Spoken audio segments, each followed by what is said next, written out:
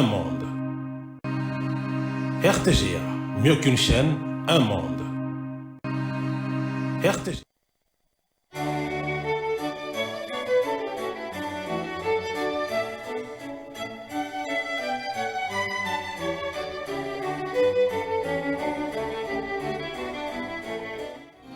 Ce journal vous est offert par Tango Protection.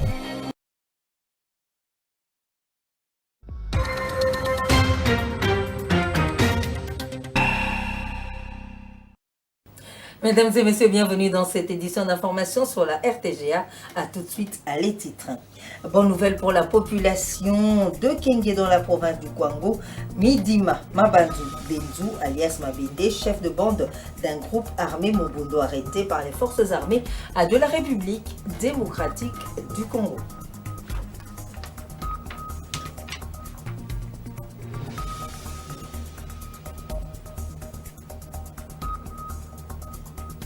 Le programme des Nations Unies pour le développement à la rescousse du gouvernement congolais pour la réduction écologique. À cet effet, il a remis au ministère de l'Environnement et autres partenaires le matériel pour le suivi du flux du bois énergie en RDC.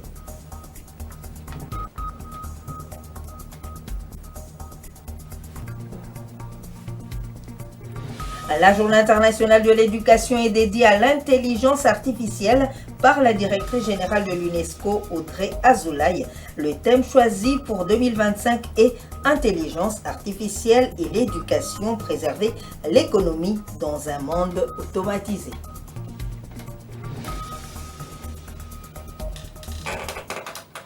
Merci de nous avoir choisis pour vous informer. Je l'ai annoncé en titre. Les forces armées de la République démocratique du Congo ont procédé à l'arrestation du célèbre Midima Mabanza Denzu, alias Mabende, chef de bande d'un groupe armé Mobundo actif dans le territoire de Kenge, dans la province du Kwango, dans la nuit du 6 au 7 août 2025. Il est accusé d'avoir attaqué violemment plusieurs civils dans la nuit du 5 au 6 août. Lui et ses hommes ont été interceptés dans un bus de la société classique au niveau des villages Kabouba et Mbangi le long de la route nationale numéro 1. Ils ont dépouillé les passagers, blessant plusieurs d'entre eux à la machette. Le criminel a été immédiatement transféré à Kenge sous l'ordre du général-major Padiri Jonas, commandant de la 11e région militaire et des opérations à Ngemba pour un procès dans les prochains jours. Les ministères de la Défense, de la RDC et de l'Uruguay ont signé un mémorandum d'entente matérialisant la volonté partagée de bâtir un partenariat stratégique tourné vers la paix. Guy Kabombo est invité à profiter de l'occasion pour rendre hommage aux 15 soldats uruguayens tombés en mission de paix sous la bannière de la MONUSCO, soulignant ainsi la reconnaissance du peuple congolais pour leur sacrifice. Images et commentaires. En tournée gouvernementale en République orientale du Uruguay, la délégation congolaise conduite par le vice-premier ministre, ministre de la Défense nationale et ancien combattant, Guy Kabombo Mouedinvita, a été reçue par le président de la République du Uruguay, Yamandou Orsi. Une rencontre de haut niveau ponctuée par la signature d'un mémorandum d'entente entre les deux ministères de défense nationale congolaise et uruguayenne, matérialisant ainsi la volonté partagée de bâtir un partenariat stratégique durable et tourné vers la paix, conformément à la vision chère du commandant suprême, le chef de l'État, Félix-Antoine Tshisekedi Tshilombo. À l'issue de cette mise en relation, les réunions bilatérales vont se poursuivre avec les différents départements sectoriels uruguayens dans l'optique de faire aboutir les priorités de coopération entre Kinshasa et Montevideo. Rappelons par ailleurs que le vice-premier ministre, ministre de la Défense nationale congolaise, Guy Kabombo Mouedinvita, s'était rendu à l'état-major des armées où il a salué l'engagement constant de l'Uruguay dans les opérations de maintien de paix, en particulier en République démocratique du Congo depuis 2001. Leur présence constitue un symbole fort de solidarité internationale et de fraternité entre deux peuples. À ce jour, les contingents uruguayens comptent 631 personnels, dont 421 soldats actuellement déployés à Goma, dans l'est de mon pays. Ces mouvements témoignent de la rigueur et du professionnalisme de vos forces, ainsi que de votre ferme volonté d'honorer vos engagements dans le cadre de la paix internationale. En mémoire et en hommage, je souhaite humblement m'incliner devant la mémoire de 15 casques bleus uruguayens tombés sur le sol congolais dans l'exercice de leur mission noble de maintien de la paix. Il a rendu un vibrant hommage à la mémoire de 15 soldats uruguayens tombés en mission de la paix sous la bannière de la MONUSCO, soulignant la reconnaissance du peuple congolais à l'endroit de Hiroshima est célébré le 7 août de chaque année en hommage aux victimes pour rappeler les horreurs de la guerre nucléaire et plaider pour la paix. En son 80e anniversaire du bombardement d'Hiroshima et les États-Unis, les victimes appelées Hibakusha ainsi que les autorités soulignent en ce jour la nécessité d'un monde sans armes nucléaires. Suivez ce reportage. C'est au parc du mémorial de la paix d'Hiroshima que se retrouvent les survivants, les représentants du gouvernement japonais et des délégations étrangères pour la célébration ce 7 août 2025 du 80e anniversaire du bombardement d'Hiroshima. Une journée commémorative pour se souvenir des victimes de cette tragédie et pour réaffirmer l'engagement mondial en faveur de la paix et de l'élimination des armes nucléaires. Cette bombe surnommée Little Boy a causé la mort immédiate des dizaines de milliers de personnes et des milliers d'autres sont décédés des suites des blessures et des radiations. Les survivants et les organisations de défense de la paix profitent de cet événement pour lancer un appel renouvelé au désarmement nucléaire mondial. De nombreuses personnes se recueillent au parc du mémorial, y déposent des fleurs et sonnent la cloche en souvenir des victimes. Les commémorations d'Hiroshima prennent une résonance particulière dans le contexte actuel des tensions géopolitiques et de menaces nucléaires. Certains pays sont accusés de développer de nouvelles armes nucléaires, ce qui inquiète les survivants et les défenseurs de la paix. Les survivants d'Hiroshima et de Nagasaki sont de plus en plus âgés et il est essentiel de préserver leurs témoignages et de transmettre leur message de paix aux générations futures. La journée de Hiroshima est donc un moment de recueillement de mémoire, mais aussi un rappel poignant des dangers de l'arme nucléaire et de la nécessité de travailler ensemble pour un monde sans guerre. Au Kwilu, une partie du marché central de Bandundu, partie en fumée lors de l'incendie déclaré la nuit de mardi à mercredi à des entrepôts, des marchandises diverses, des chambres froides, des étalages et shops avaient été réduits en cendres suite à un court-circuit selon les témoins sur place. Parlons à présent du programme des Nations Unies pour le développement qui a remis ce 7 août 2025 le matériel pour le suivi du flux du bois énergie en RDC. Le secteur du bois énergie est un pilier majeur générant plus de 300 millions de valeurs ajoutées annuelles et mobilisant près de 3 500 000 acteurs. Images et commentaires. Remise ce 7 août 2025 du matériel de suivi du flux du bois énergie au ministère de l'Environnement et autres services techniques et partenaires impliqués dans la réduction de l'empreinte écologique. Une initiative du programme des Nations Unies pour le développement qui s'inscrit dans le cadre de l'accompagnement des efforts du gouvernement congolais pour mettre la technologie, la transparence et la durabilité au cœur de la gouvernance environnementale. Ce matériel qui vient d'être remis à nos partenaires nationaux, aux bénéficiaires, comme le laboratoire CERTEC,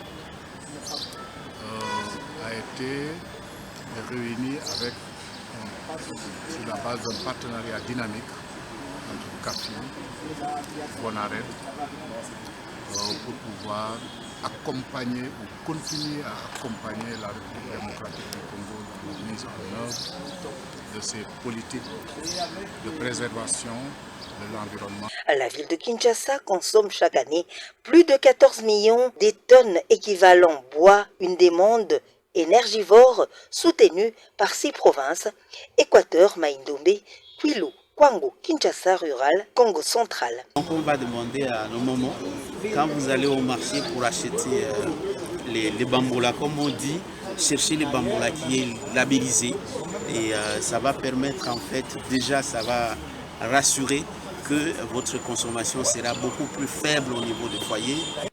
Le secteur du bois énergie, bien qu'ancré dans l'informalité, est un pilier économique majeur, générant plus de 300 millions de dollars de valeur ajoutée annuelle et mobilisant près de 350 000 acteurs. Parce que ça va aider, ce matériel va aider à faire un peu un bon suivi de cette problématique de charbon du bois. Parce qu'il y a un problème de données. Les données dans ces secteurs que nous avons, la plupart, ce sont des données estimatives. Notamment dans le secteur des foyers améliorés. Ensuite, mercredi à Kinshasa, de l'atelier de familiarisation à des entreprises du portefeuille de l'État, la solution informatique avalant portail numérique, résultat du génie scientifique congolais. Objectif affiché: assurer la gestion, le suivi et le contrôle des entreprises publiques et d'économie mixte en République démocratique du Congo. Images et commentaires. Cette solution numérique a été mise au point par le Centre de recherche en informatique appliquée. Son directeur, Dieudonné Chirochongo Shinza, a indiqué que les exposés de 2 jours ont donné à la patrie les moyens pour lui permettre de redresser la gestion des entreprises de portefeuille en partant de la schématisation de la comptabilité. Il y en a même qui nous ont rappelé que les banques et les sociétés qui sont dans le secteur bancaire, ceux qui sont dans le secteur des assurances ont une comptabilité particulière. Nous avons dit que non seulement nous le savons, mais que nous avons adapté la comptabilité qu'ils auront à tenir à la spécificité de leur secteur. Le gouvernement est monté au créneau pour dire qu'il y avait nécessité. Donc nous n'avons pas travaillé en vain. Et aujourd'hui, les entreprises qui ont répondu à présent, non pas à notre appel, mais à l'appel du Conseil supérieur du portefeuille, eh bien, ces entreprises-là sont parties satisfaites. Elles nous ont demandé en combien de temps elles allaient implémenter cette solution. L'équipe du directeur de cabinet du ministre de la Recherche scientifique et Innovation technologique a promis de rester à la disposition des participants à cet atelier au cas où il y aurait des segments de solutions qu'ils n'auraient pas assimilés. Selon lui, les représentants des entreprises sont convaincus par les explications et la description de cet instrument de la bonne gestion décidée par l'État congolais. Au Sankourou, le ministre provincial des Mines et gouverneur par intérim, Richard Loleha Chihola, a procédé ce jeudi à Lusambo, chef-lieu de la province, au lancement officiel de la revue annuelle des performances édition 2025 sous le thème « Gouvernance, qualité et citoyenneté, transformer l'école pour bâtir une RDC résiliente et inclusive ». Ces assises de 3 jours ont pour objectif de donner à l'enseignement une place de choix dans la vie nationale. L'IA et l'éducation, préserver l'autonomie dans un monde automatisé est le thème choisi par l'UNESCO pour la célébration ce 7 août de la Journée internationale de l'éducation. La directrice générale de l'UNESCO, Audrey Azoulay, invite la communauté internationale à œuvrer à travers l'éducation à une symbiose durable entre action humaine et technologique. Elle rappelle que toute paix durable commence par l'éducation. On peut noter qu'en RDC, le ministère de l'Éducation nationale a utilisé l'intelligence artificielle dans la correction des épreuves de l'examen d'État édition 2025. Images et commentaires. Célébrer le 7 août de chaque année, la Journée internationale de l'éducation, en cette édition 2025 est célébrée sous le thème « L'IA et l'éducation, préserver l'autonomie dans un monde automatisé ». Il s'agit de proposer des réflexions sur le pouvoir de l'éducation pour permettre aux personnes et aux communautés de naviguer, de comprendre et d'influencer le progrès technologique.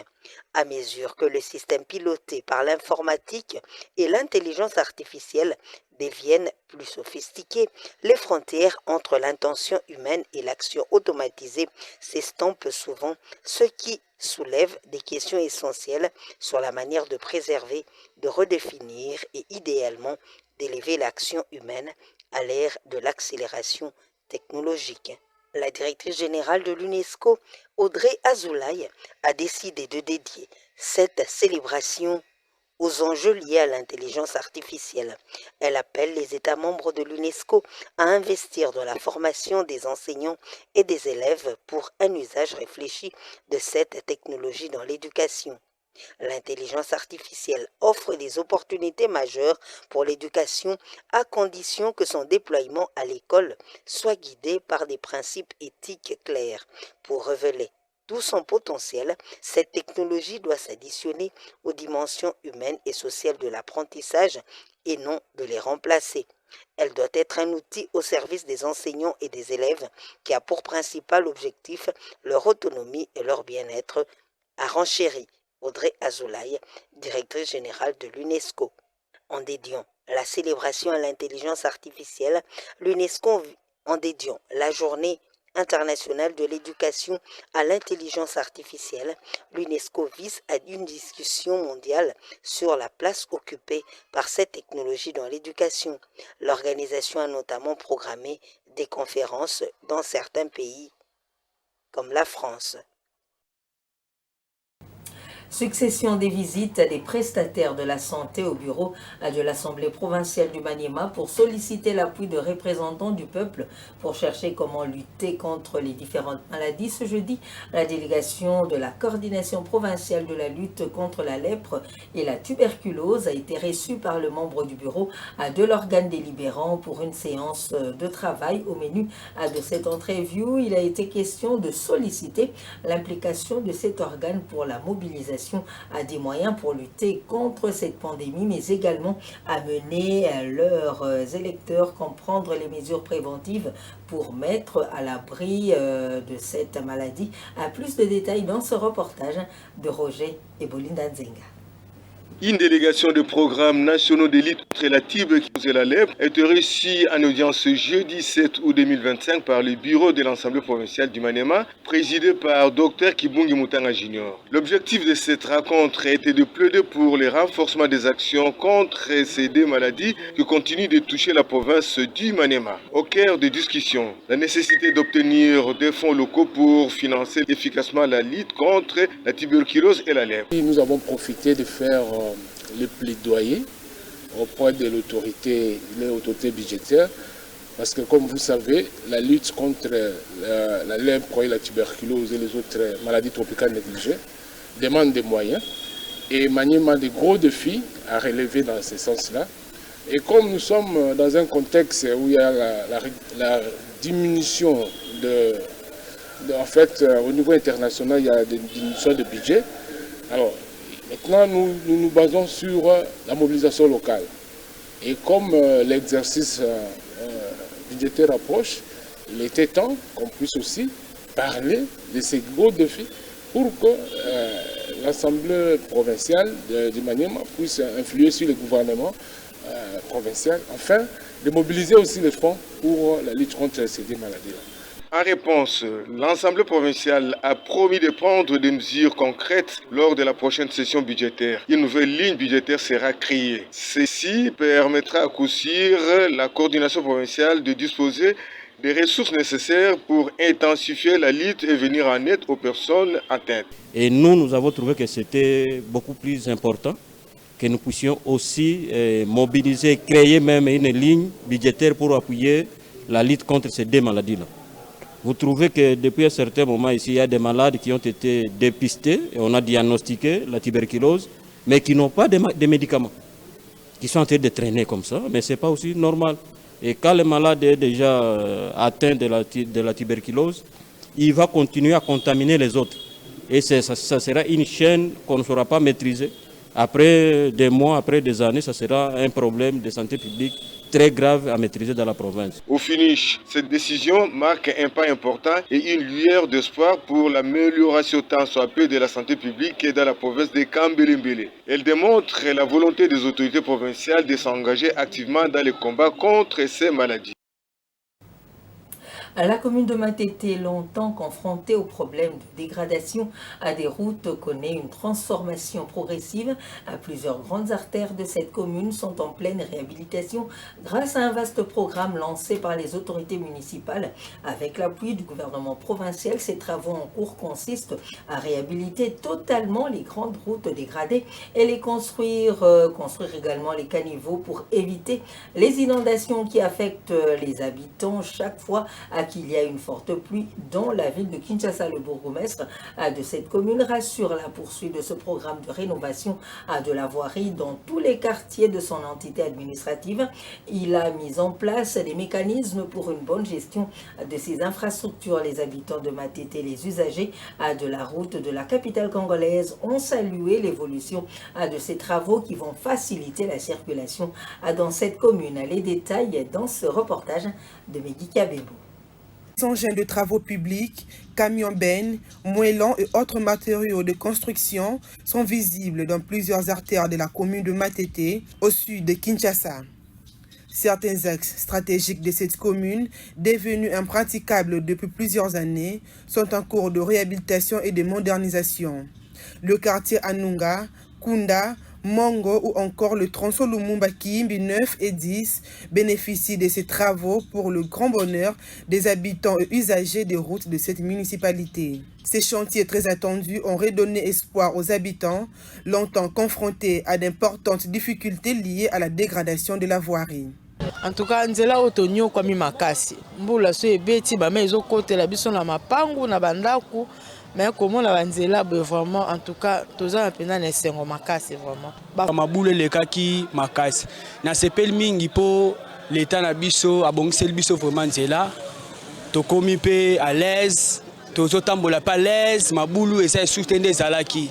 Dans les soucis de préserver ces ouvrages en construction et ceux déjà reconstruits, Jules Mukumbi, bourgmestre de la commune, a mis en place une initiative visant à améliorer durablement la salubrité publique en dotant sa municipalité de brigades d'assainissement, d'hygiène et de lutte contre la nuisance sonore. On vient de créer une brigade de l'assainissement. Nous avons recruté plus ou moins, puisqu'à savoir que Matété c'est une commune de sportifs, nous avons recruté plus ou moins 200 sportifs pour les services de l'assainissement, donc les brigades de l'assainissement, l'hygiène et la nuisance sonore.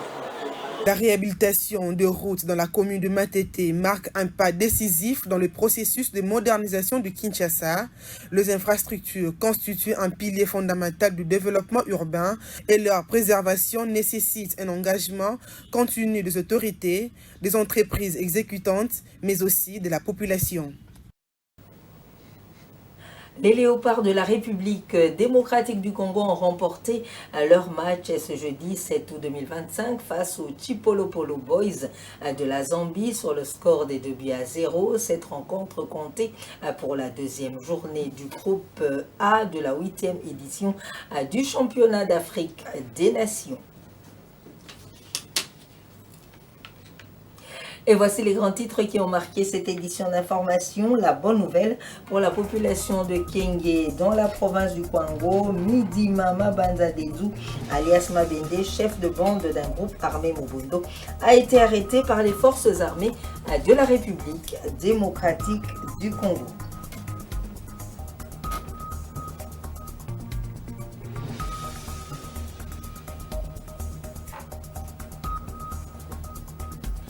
Vous l'avez suivi, le programme des Nations Unies pour le développement à la rescousse du gouvernement congolais pour la réduction écologique. À cet effet, il a remis au ministère de l'Environnement et autres partenaires le matériel pour le suivi du flux du bois énergie en RDC.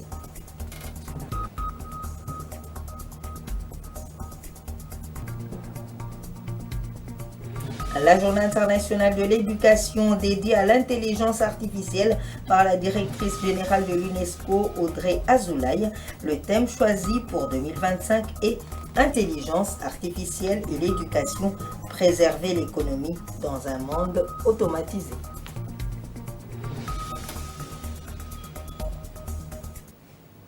Nous vous disons merci de nous avoir suivis et bonne suite de programme sur la RTGA. Au revoir.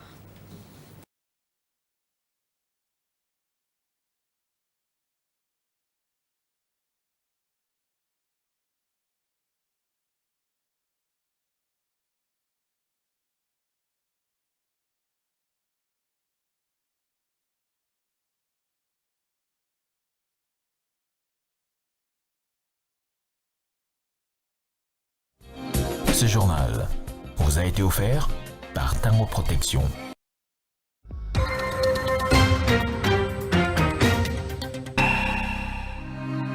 RTGA, mieux qu'une chaîne, un monde.